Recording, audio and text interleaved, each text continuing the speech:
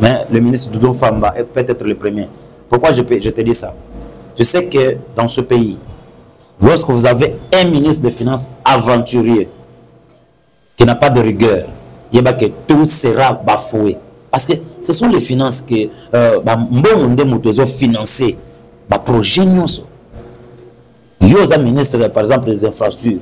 Il y a un ministre, par exemple, des hydrocarbures. Nous sommes pour que ce secteur évolue, il faut financer. Financer les projets. Tu as dit ministre des Finances, tous les projets. Merci beaucoup, mon Amboko. On bien mot.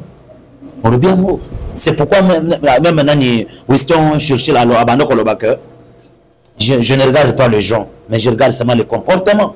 Il faut regarder les comportements, les actes, les travaux, ce qui est fait.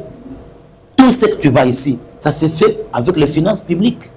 Parce que les finances publiques sont bien gérées. Et d'ailleurs, la question n'est à taux d'échange. C'est déjà chez le ministre de l'Eau, c'est une question déjà réglée. Ah bon? Sous la vision du chef de l'État, c'est une question déjà réglée. Parce qu'il est là, il en est. Parce que déjà stable. Merci beaucoup, Manambok. Merci beaucoup. On doit le reconnaître.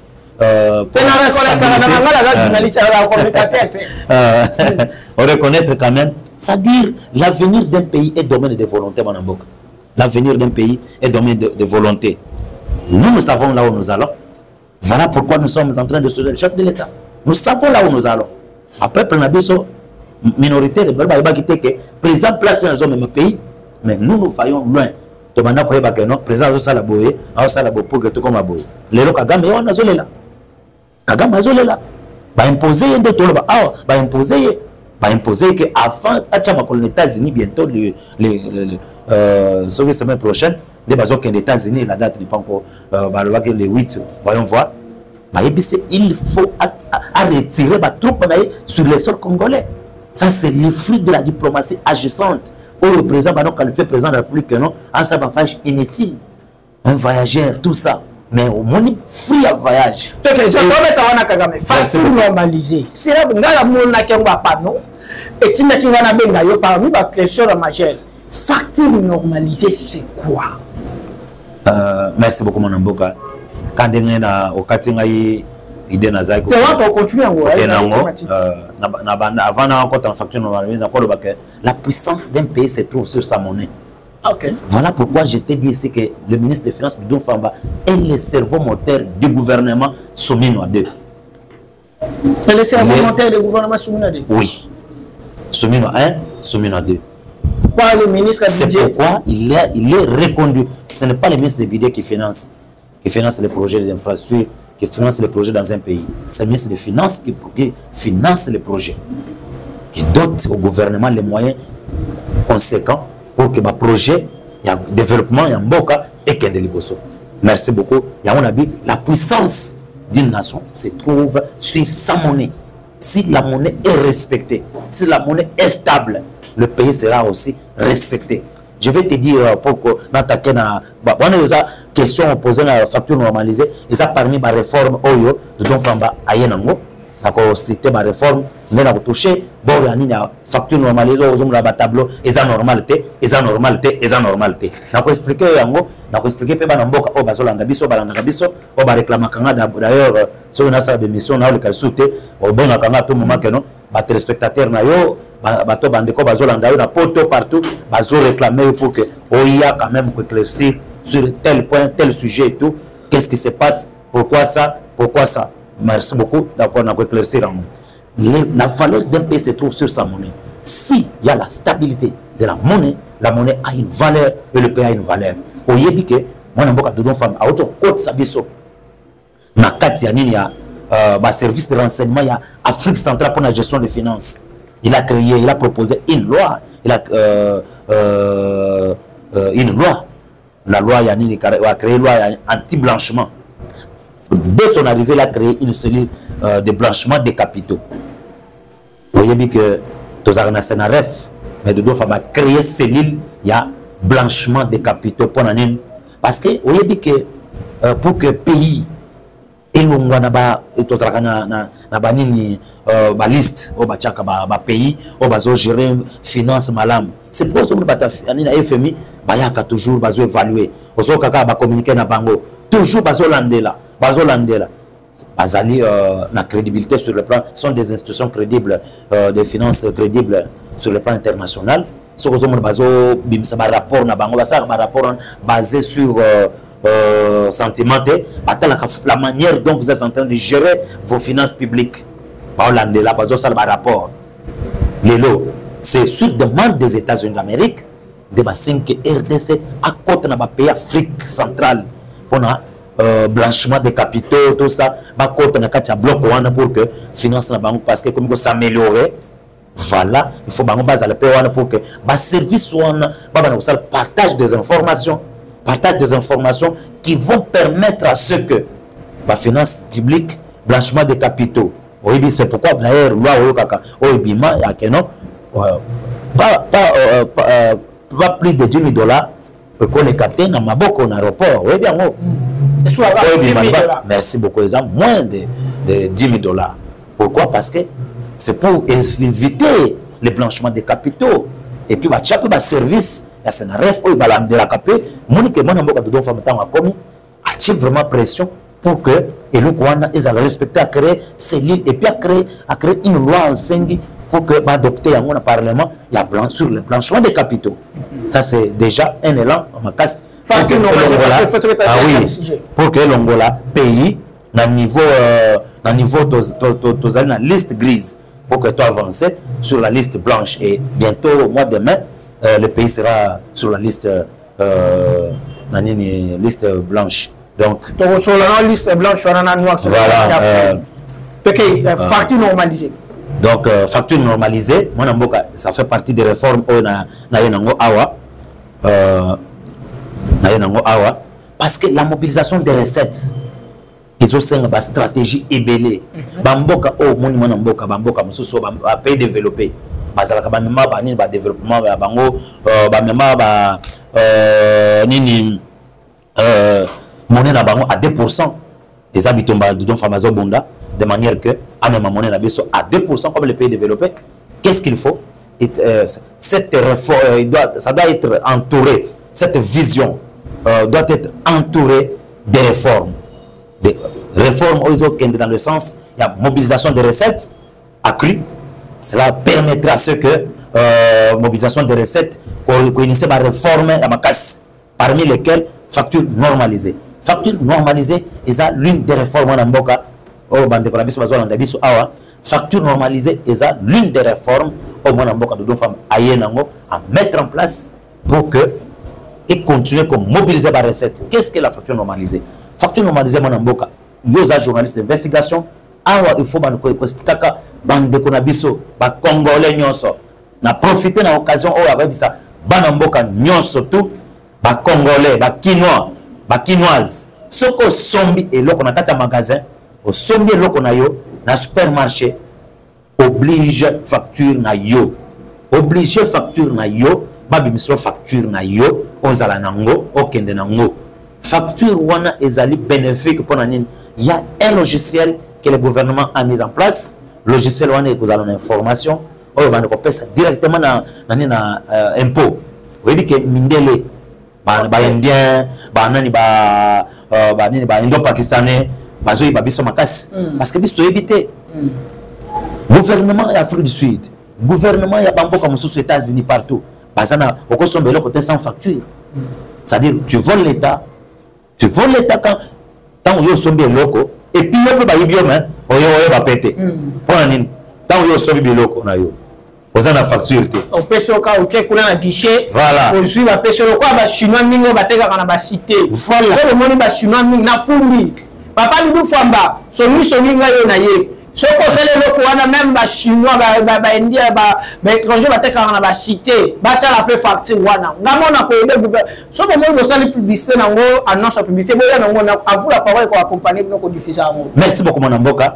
En tout cas loko wana et kozala logiciel o ba ko connecter yango na ba supermarché ba donc logiciel wana kozala contrôlé par les services habilités et kozala doté d'un service moko compétent na niveau ya DGI déplacé kozala et loko wana ezali mon Mboka ezali loko la TVA normalisée TVA numérisée.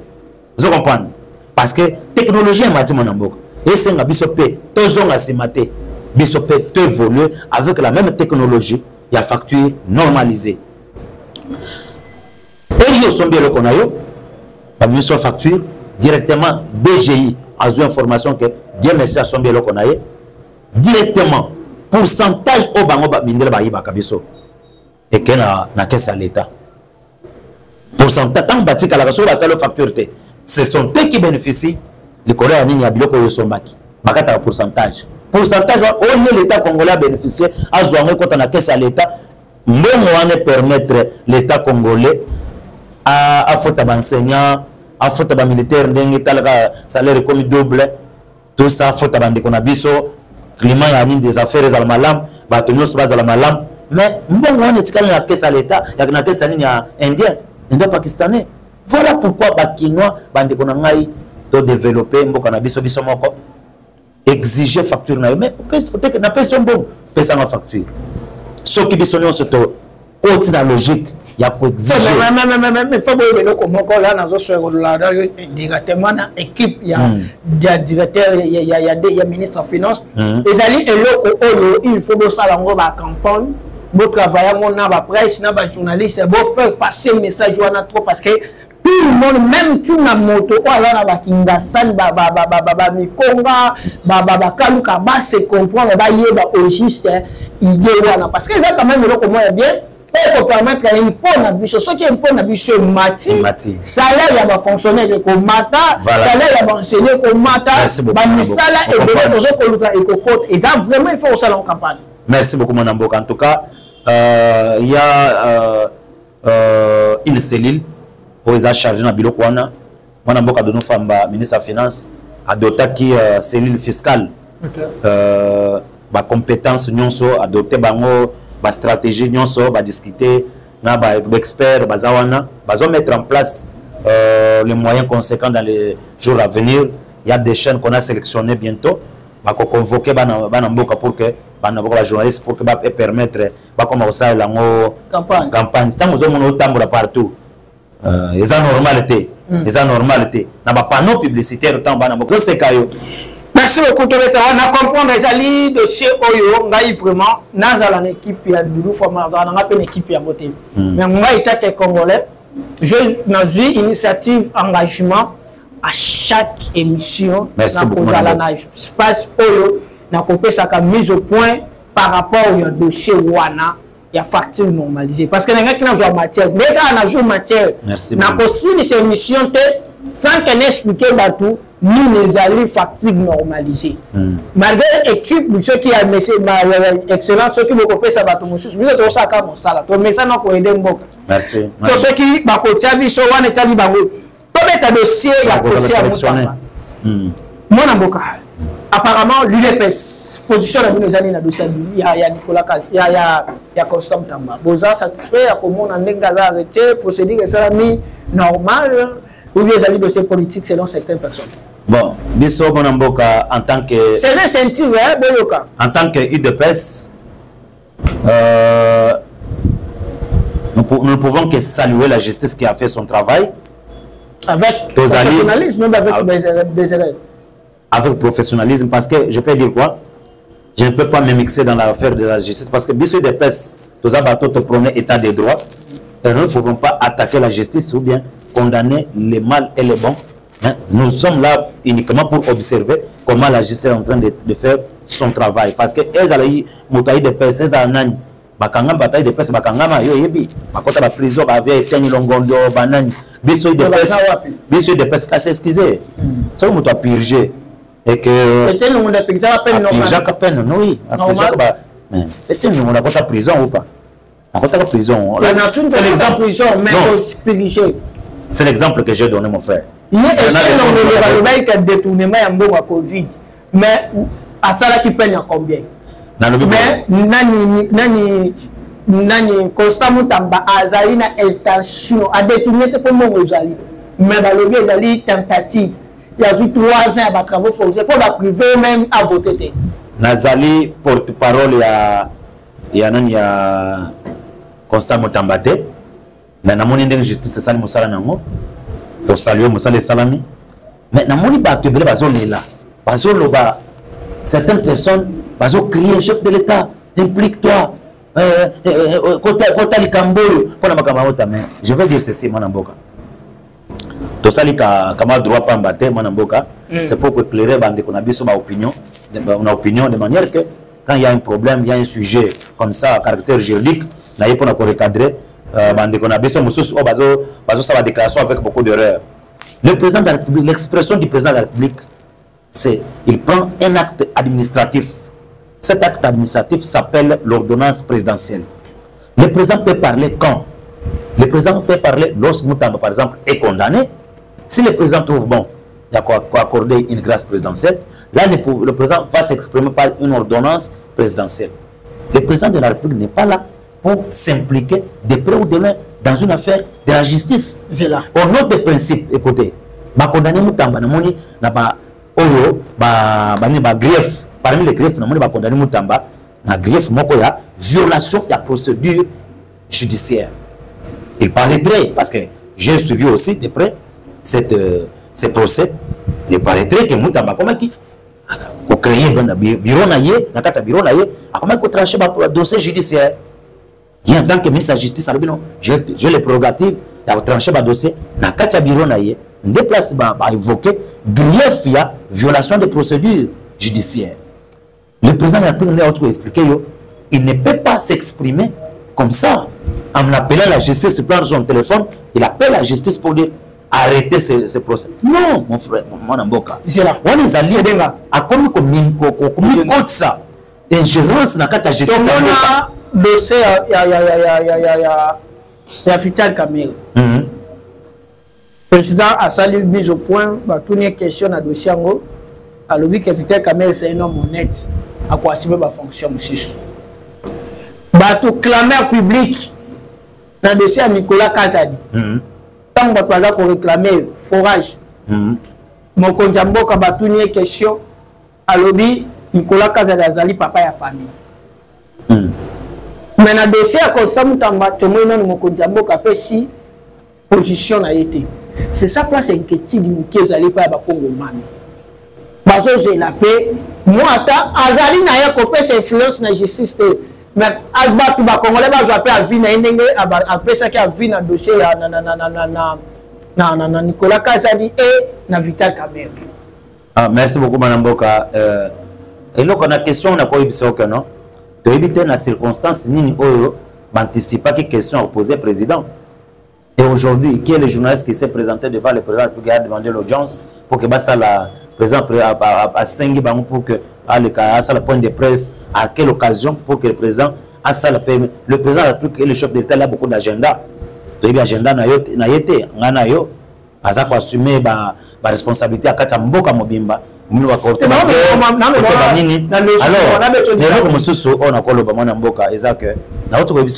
l'expression du président de la République, l'actuel président de l'Assemblée nationale. Kamerhe le président s'est exprimé, Kamerhe était en prison. Cela veut dire que le président laisse d'abord la justice faire son travail et terminer la procédure. Terminer la procédure. Comme la justice a condamné Moutamba 3 ans de travaux forcés. Ah, mais si le président de la République trouve... Est-ce que 3 ans aux juristes, 3 ans de travaux forcés, ils ont un code pénal et ils ont la constitution? Bon, 3 ans à travaux forcés, c'est une expression judiciaire, c'est une expression juridique que les juges et les magistrats prononcent ou bien appliquent. Mais la constitution, la constitution interdit, la constitution peut garantir la vie humaine, est sacrée, il faut qu'on respecte la vie humaine. Maintenant, on dit qu'il y a des travaux forcés. Bon, ne confondez pas les travaux forcés et la peine de mort. Mais travaux forcés, ça veut dire que nous, on fait à d'autres termes, mais travaux forcés. C'est un terme, c'est une expression. Cela veut dire qu'il va subir rigoureusement sa peine. Il a été condamné. Mais est-ce qu'ils ont mérité? Donc, ils ont mérité 3 ans, va priver même qu'on vote, même à se fonctionnalité, à moto, à sa tentative. Et 5 ans d'inéligibilité, oui. Parce que lorsqu'on te condamne dans un détournement des deniers publics, toi en tant que dignitaire, lui était un ministre de la justice et garde des Sceaux. Il ne pouvait pas se comporter de la sorte. Alors, je ne le juge pas, je ne suis pas ici son juge, je ne suis pas son porte-parole, je mets un avis en tant que juriste ou bien en tant que Congolais. Comment on va Covid-19 on va Covid-19, on va pouvoir voter. Ce qui est un élément probant, élément important. Pourquoi nous avons place? Une question. Non, pourquoi tu as une question? Parce que nous avons une porte-parole à Moutou Aïwa. Mais qui l'avait libéré alors? Qui avait libéré cet homme que tu dis de Covid-19 là? Non, la libéré. C'est la même justice. Et pourquoi lorsque la justice condamne Moutam? Vous s'attendez à la justice. S'il vous plaît. Quand la justice condamne,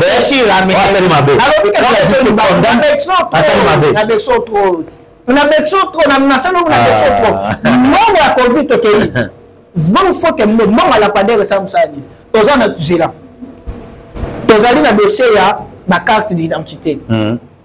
Vous allez dans le dossier, il y a un bon à 0 trou. Vous allez dans le dossier, il y a un bon à les genoux. Ma projet wana. Il semble que c'est là surtout 0 trou. Même que ceux qui nous salam bon et bima, mais même que ceux qui salam salam.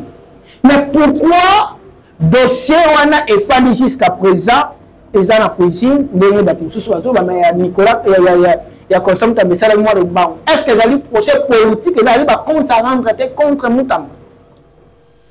Mon amboka, merci beaucoup. Na moto ni tout na yo a kitoko. Na ko bisayo que la justice quand quand la justice fait son travail, so bakangio ni la met dans le sac, la justice peut intervenir directement. Vous comprenez? Mais lorsque dossier comme déjà il est justice comme le élément comme le témoin et tout, dossier une procédure sur matin pour que justice ait ses dotés na ba élément important, ba élément qu'il faut statuer. Et puis là on a vu que dossier où mais laisse là autant d'années, il y a pas que dossier à justice et li moi pour un jour ba ko la musaka ya ngo justice à ce élément notre justice est malade notre justice est malade est guéri. Notre justice. Justice, le président de la République lui-même avait dit que la justice est malade.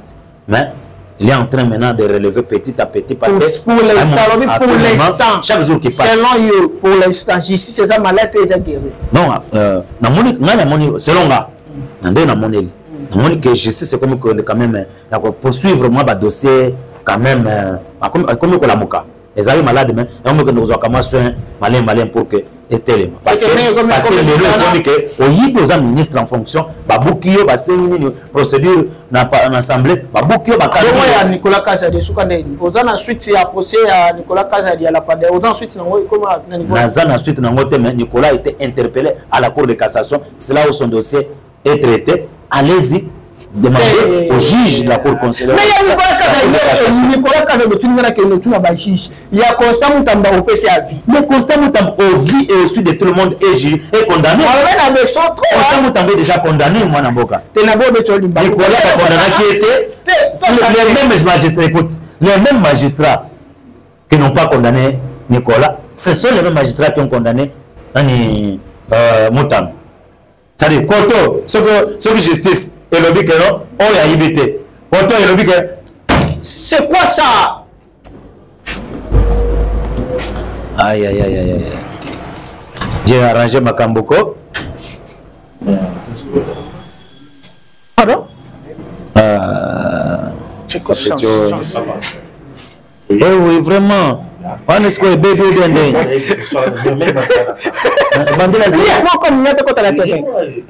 Donc continuez toujours sur moi. Tu vas dire à zéro. Donc continuez toujours sur moi. Nani, Beni. Il y a un fier. Il y a quand tu ça. Mais t'as surtout chité. Ah, moi ça y est. Ah, ça c'est quoi ça?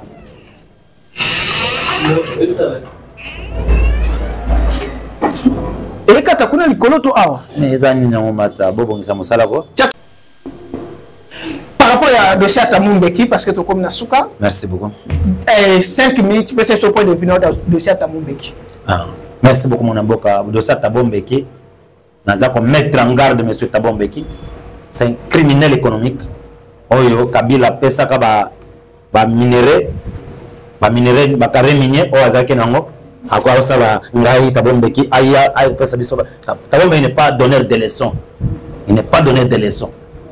Ba carré minier azwaki soka tondi angote awa tabombeki abosani époque, il a oublié les époques, il confond les époques monsieur tabombeki ya kanisa ke za batanga oyo bazaki ba ozo ba carré minier baso sama na Afrique du Sud ba bioka ya Congo na tabombeki naza yelo aye abi sana cité de aya nango azuango oui que tabombe qui fait partie il y a une pression sur les contingents sud-africains va prendre des biso en pleine guerre pour que babim bazama et puis tabombe qui n'est pas crédible oui que tabombe qui n'est pas crédible babengana quand il a pouvoir avant son mandat il n'a pas la crédibilité, il n'a pas le crédit qu'il faut. Même les opposants qui répondent à cette invitation, ce sont les opposants qui n'ont pas les opposants Yanzala.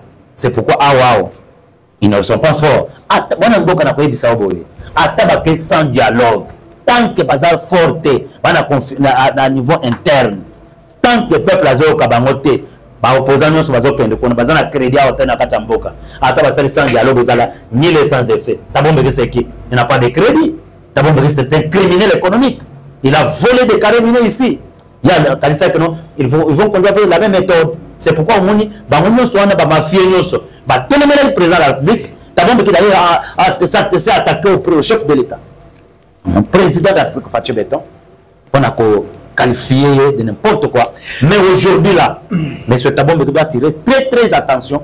Il est ami à M. Joseph Kabila, qui a trahi la nation, toute la nation entière. Il est venu, soi-disant, à combattre la M23, mais il a été protégé par les mêmes M23, les mêmes Rwandais qui l'ont logé. Kabila a été condamné. Vous voyez bien, Kabila a été condamné, vous voyez bien. Sans dialogue, tant que l'opposant a crédité à niveau interne, ils ne feront rien, nul et sans effet.